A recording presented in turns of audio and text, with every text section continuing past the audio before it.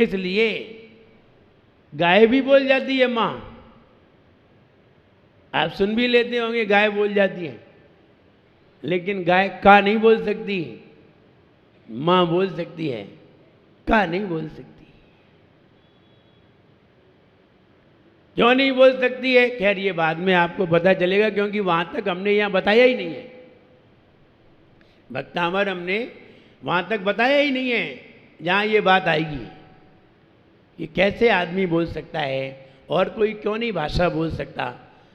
आगे के छंदों में है, तो हम यहाँ ये कहना चाहते हैं कि वे मुनि महाराज जो संभिन्न सोदाराणम रिद्धि के धारी हैं, हम उनके बारे में सुन रहे हैं। ये रिद्धियाँ कैसे मिलती हैं? ये रिद्धियाँ भगवान की भक्ति करने से प्राप्त होती हैं। ये रिद्धियाँ संयम धारण करने से प्राप्त होती हैं। ये रिद्धियाँ तपस्चरण से प्राप्त होती हैं और किसी से भी प्राप्त नहीं होती। इसलिए हम तपस्या तो नहीं कर सकते, हम संयम धारण तो नहीं कर सकते, फिर हमें ये रिद्धि कैसे प्राप्त होगी? अरे तुम संयम धारण नहीं किया है तो क्या तुम्हें रिद्धि होना जरूरी है? किसने कहा कि तुम्हें जरूरी है? हम संयम धारण नहीं कर सकते तो क्या तुम्हें मोक्ष जाना जरूरी है? तुम आराम से दुनिया में रहो, आराम से, फिर मोक्ष जाने की इच्छा क्यों करते हो? जो चीज है उसी के बारे में सोचिए। इसलिए वे मुनि महाराज और गणधर जितने भी तीर्थंकर, सबको ये वाली रिद्धि होती है। वे मुनि महाराज विदेश क्षेत्र में विराजमान हैं। उन मुनि महाराज को मेरा मन से, वचन से, काय से प्रणाम होवे। ये वाली रिद्धियाँ देखिए, चक्रवर्ती को कितनी बड़ी रिद्धि होती है। चक्रवर्ती को भी बहुत खतरनाक रिद्धि होती हैं। आगे आएंगी चक्रवर्ती को कैसी कैसी रिद्धियाँ तो नहीं होती, उसे सिद्धियाँ होती हैं। रिद्धियाँ तो मुनिराज को ही होती हैं। रिद्धियाँ मुनिराज को ही होती हैं।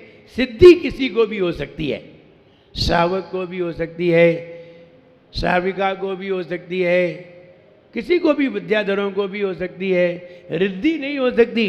जैसे ही कपड़ा जिसके शरीर पे होगा, रिद्धि नहीं होगी। दिगंबर मुनिराजों को ही रिद्धियां प्राप्त होती हैं और किसी को नहीं होती। हम इसीलिए स्वस्तिक क्रियासु परमर्श योना ये वाला गाते हैं। ये रिद्धिधारियों के लिए नमस्कार करते हैं, उनसे आशीर्वाद प्राप्त करने के लिए ये पढ़ते हैं। पहले रिद्धिधारियों को नमस्कार करते हैं, फिर देवशास्त्र गुरु की पूजन करते हैं। आइए अर्थ पढ़ने के लिए तैयार होते हैं। आस्ताम तवस्तवन, चित्र की ओर देखिए। चित्र दिख रहा है सबको? दिख रहा है? सबको दिख रहा है? चित्र में देखिए, चित्र में नीचे कमल खिले हुए हैं और कमल देखिए, चित्र की दाईं ओर देखिए, दाईं ओर सूरज, कॉर्नर से सूरज निकला हुआ है। सूरज की किरणें तालाबों तक जा रही हैं और तालाबों तक जा करके कमल खिल गए हैं सूरज की किरणों को देख करके। सूरज, कमल किसको देख करके खिलते हैं? कमल किसको देख करके खिलते हैं? सूरज को देख करके। और आप किसको देख करके खिलते हैं? आप किसको देख करके खिलते हैं?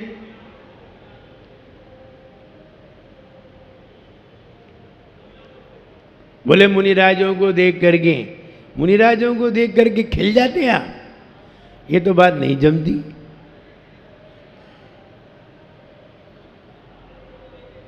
कई लोग भगवान को देख करके खिलते हैं। कई लोगों के चेहरे भगवान को देख करके खिल जाते हैं और कई लोगों के भगवान देख करके खिलते हैं। अलग अलग खिलते हैं। किसी को भगवान देख करके खिलते हैं, कोई के चेहरे भगवान को देख करके खिलते हैं और किसी के भगवान। जब भगवान चले जाते हैं तो भगवान सामने आ जाते हैं। भगवान तो समझते हो? भगवान मीन्स भगवान माने भगवान माने पत्नी। कई लोग पत्नी को देख करके खिल जाते हैं और कई लोग भगवान को देख करके खिलते हैं, लेकिन ये बात बिल्कुल सही है, जब तक भगवान नहीं है तब तक तुम्हारे पास भगवान होते हैं। भगवान नहीं है तो भगवान होते हैं, और भगवान होते हैं तो भगवान नहीं होते, एक ही रहेगा। अब तुम भगवान को देखने आ तो जाते हो, भगवान भी समझते हैं क्या तुम्हें शक्ल दिखाएं। तो इसलिए यहाँ कहने का मतलब है कि वहाँ सूरज की किरणों से कौन खिलते हैं? कमल। कमल किसको देख करके खिलते हैं? सूरज को देख करके। सूरज किसको देख करके खिलता है? सूरज किसी को देख करके नहीं खिलता, सूरज भगवान को देख करके खिलता है। सूरज जब भगवान को नमन करता है तो उसका मन प्रसन्न हो जाता है। सूरज क्या चीज है? सूर्य एक देव है। सूरज तो विमान है, उस विमान में सूर्य नाम का एक देव रहता है, इसलिए सूरज को देवता कहते हैं। जैसे कि मकान में रहने वाला एक व्यक्ति, मकान का नाम हो सूरज और मकान में रहता हो कोई सूर्य नाम का व्यक्ति, ऐसे ही सूरज है। सूरज एक विमान है, सूर्य देव है। तो वो सूर्य देव किसको नमस्कार करके खुश होता है? बोले अनंत भगवान को। अनंत भगवान को 100 इंद्र नमस्कार करते हैं। कितने इंद्र? 100। भवनवासी 40, व्यंतरवासी 32, कल्पवासी 24, सूर्य, चंद्रमा, शेर और चक्रवर्ती, ये 100 इंद्र भगवान को नमस्कार करते हैं। तो कमल सूरज को देख करके खिलते हैं और सूर्यदेव भगवान को देख करके खिलते हैं। तीर्थंकर को देख करके खिलते हैं। तो सूरज की किरणों से कमल सारे खिल गए हैं और भगवान की भक्ति आचार्य मानतुंग महाराज कर रहे हैं। कोई श्रावक बैठा हुआ है, भगवान की भक्ति कर रहा है, आचार्य मानतुंग महाराज भगवान की भक्ति करके बता रहे हैं। अभी 8वें छंद में ये कहा था, हे भगवान, अगर ये भक्ति, ये मेरा स्तोत्र सबके मन को आकर्षित करेगा तो इसमें आपका प्रभाव है, मेरा नहीं। अब आगे कहने जा रहे हैं, हे भगवान, आस्ताम तव स्तवन, हे भगवान आपका स्तवन, अस्त समस्त दोषम आस्ताम, आस्ताम माने दूर, हे भगवान आपका स्तवन तो दूर, अस्त माने नष्ट कर देती है, समस्त दोषम सारे दोषों को नाश कर देता है, आपका स्तवन तो दूर।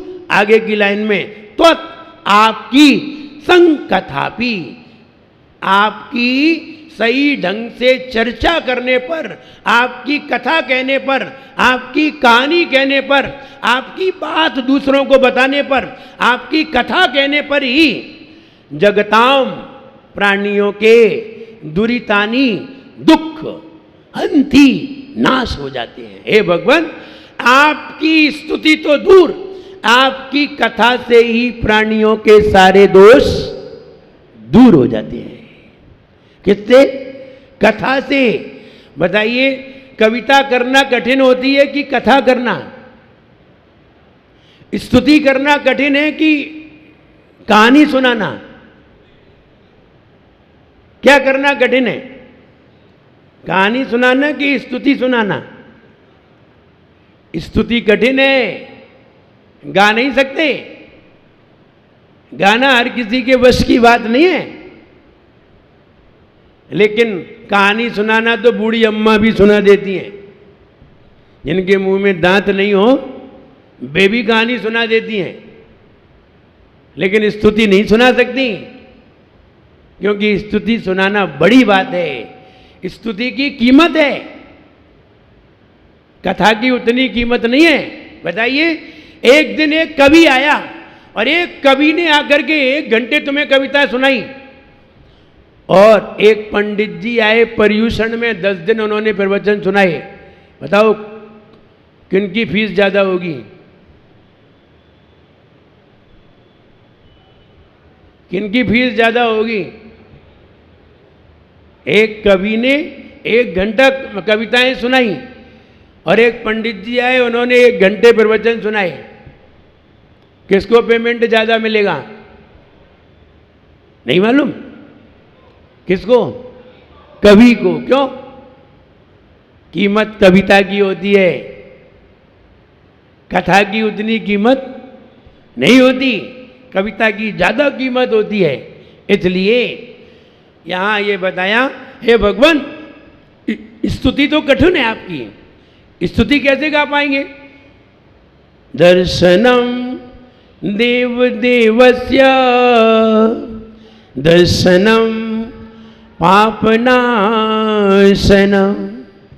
दर्शनम स्वर्ग सोपानम दर्शनम मोक्ष साधनम। अब ऐसे हर कोई गा लेगा? नहीं। और कथा सब गा लेंगे, कथा तो सब कह लेंगे, जिन्हें गाना नहीं आता वे भी कह लेंगे, लेकिन स्तुति हर कोई नहीं गा सकता है। तो आचार्य महाराज कहते हैं स्तुति तो कठिन है। हे भगवान आपकी स्तुति तो दूर, आपकी सच्ची कथा से ही प्राणियों के सारे पाप मिट जाते हैं। हे भगवान आपकी स्तुति तो दूर, आपकी सच्ची कथा से ही प्राणियों के पाप मिट जाते हैं। एक व्यक्ति जब जंगल में गया तो जंगल में एक मंदिर था, बहुत पुराना मंदिर था। एक भगवान की प्रतिमा थी, तो भगवान की प्रतिमा पे मिट्टी लग रही थी, काफ़ी मिट्टी लगी हुई थी। वो एक व्यक्ति गांव का था, ग्वाला था, अंदर मंदिर में घुस गया और मंदिर में घुस करके उसने देखा सामने भगवान की एक प्रतिमा है, हाथ जोड़ के खड़ा हो गया। सामने देखा बहुत सारी मिट्टी लगी हुई थी, हाथों पर भी मिट्टी थी, पाँव पर भी मिट्टी थी, सिर में बहुत सारी मिट्टी लगी हुई थी। तो वो खड़ा था, भगवान को देख रहा था, कहने लगा भगवान मुझे आप अपना भक्त बना लें, मुझे आप अपना सेवक बना लें, मैं आपका सेवक बनने को तैयार हूँ। मैं आपके सिर की सारी मिट्टी हटा दूंगा, आपके सिर में जुएं पड़ गए होंगे उनको भी निकाल दूंगा, और आपके पाँव में बहुत सारी गंदगी लगी है उसको भी साफ कर दूंगा, मैं सब कुछ साफ कर दूंगा, आपको बिल्कुल बढ़िया तेल लगा करके चमचमाऊंगा। बोल रहा था, इसे कुछ आता तो था नहीं, ग्वाला था, बोलता चला गया।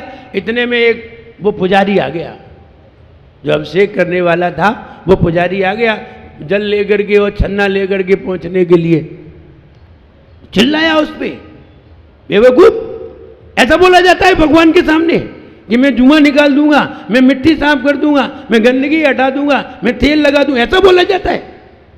चल बाहर। और उसे बाहर निकाल दिया। ऊपर से आकाशवाणी खिरी, रे पुजारी सही पूजन करने वाला तो यही है, तू नहीं है, तू तो पानी डाल के खिसक जाता है। ये अंदर से बोल रहा है, ये बिल्कुल सही बोल रहा है भीतर से, और ये कह रहा है मैं सही सेवा करूंगा। तू सही सेवा नहीं करता है, तू कितना भी पानी डाल, कितना भी पहुंचता है, फिर भी मिट्टी लगी है। और ये कह रहा है मैं साफ कर दूंगा, मिट्टी हटा दूंगा, बिल्कुल स्वच्छ रखूंगा। यही तो उसकी भक्ति है। वो भले ही गद्य में कह रहा है, लेकिन फिर भी सही पूजा तो इसी की है। ये बात आकाशवाणी में खिरी, तो कहने का मतलब आपकी स्तुति तो दूर, आपकी कथा ही सारे पाप को मिटा देती है। हे भगवान आपकी स्तुति तो दूर, आपकी कथा ही सारे पापों को मिटा देती है। जैसे दूरे सहस्त्र किरणा, सहस्त्र किरणा, सूरज में कितनी किरणें होती हैं? हमने पहले बताया था, सूरज में कितनी किरणें होती हैं? असंख्यात। कितनी किरणें होती हैं? 12,000। असंख्यात नहीं, सूरज में 12,000 किरणें होती हैं। कैसे गिनी? अरे हमें क्या जरूरत है गिनने की, जिनने गिनी उनने उनको बता रहे। ये अनंत भगवान ने गिनी है। सूरज में 12,000 किरणें होती हैं। 48/61 योजन का सूरज होता है। 48/61 61 योजन का सूरज होता है। एक योजन 6,000 किलोमीटर का होता है। 48/61 इंटू 6,000 इतने किलोमीटर का उसका व्यास निकल के आएगा सूरज का। और सूरज कैसा है? थाली जैसा है या गेंद जैसा है? सूरज कैसा है? थाली जैसा है या गेंद जैसा? जल्दी बोलिए। थाली जैसा या गेंद जैसा? थाली जैसा। कोई कह रहे गेंद जैसा। यहां से कैसा दिखता है? थाली जैसा कि गेंद जैसा? तो सूरज थाली जैसा है या गेंद जैसा है? बोले थाली जैसा है। वो याद आ गया। एक बच्चे से प्रश्न पूछा, बेटा बता पृथ्वी कैसी है? थाली जैसी गोल है या गेंद जैसी गोल है? बच्चे से पूछा टीचर ने प्रश्न, ज्योग्राफी का टीचर था, उसने प्रश्न पूछा, बेटा पृथ्वी थाली जैसी गोल है या गेंद जैसी गोल है? पृथ्वी कैसी है? बच्चे ने देखिए कितना बढ़िया उत्तर दिया। मेरे पापा के मेरी मम्मी कहती हैं, वो बोले, उन्होंने पूछा दुनिया कैसी है? दुनिया थाली जैसी गोल है या दुनिया गेंद जैसी गोल है? बच्चे ने कहा मेरी मम्मी कहती हैं ना दुनिया थाली जैसी गोल है ना दुनिया गेंद जैसी गोल है, दुनिया 420 है। बच्चे ने क्या जवाब? दुनिया 420 है, न थाली जैसी गोल है न गेंद जैसी गोल है। सूरज कैसा है? न थाली जैसा गोल है न गेंद जैसा गोल है। सूरज तो आपने हमारे छुल्लक जी देखे हैं कि नहीं? छुल्लक जी जैसा नहीं है। छुल्लक जी जब आहार करते हैं तो एक कटोरा ले जाते हैं, तुम इनका कटोरा देख लेना बस। सूरज इनके कटोरा जैसा ही है।